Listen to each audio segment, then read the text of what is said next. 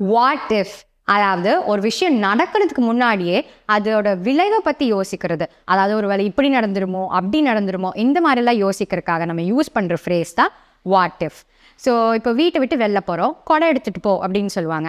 அப்போ எதுக்கு கொடை எடுத்துகிட்டு போகணும் அப்படின்னு கேட்குறப்போ, ஒரு வேளை மழை வந்துருச்சுன்னா அப்படின்னு சொல்கிறத இங்கிலீஷில் ரெப்ரசென்ட் பண்ணுறதுக்காக வாட் இஃப் அப்படின்னு நம்ம யூஸ் பண்ணுவோம். What if it rains. So second சென்டென்ஸில் what if we get caught, அதாவது ஏதாவது ஒரு திருட்டுத்தனம் பண்ணிட்டு இருக்க மாதிரி. சே ஃபார் எக்ஸாம்பிள் பூஸ்ட்டை திருடி சாப்பிட்டுட்டு இருக்கப்போ அம்மா கிட்ட மாட்டிக்கிட்டோம் நமக்கு தெரியும், ஆனாலும் முன்னாடியே ஒரு வேளை மாட்டிடுவோமோ அப்படின்னு யோசிக்கிறதுக்காக யூஸ் பண்ணுறது தான் what if we get caught. Lost, what if it doesn't work.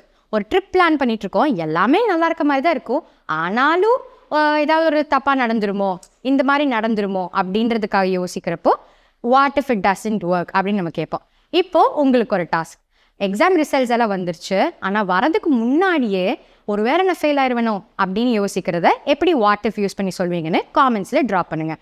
And இந்த மாதிரி யூஸ்ஃபுல்லாக டெய்லி லைஃப்பில் இங்கிலீஷ் கற்றுக்கிறதுக்காக ஆங்கிலோஃபோன் பேஜஸை ஃபாலோ பண்ணுங்கள். Anglophone, your phone is your English teacher.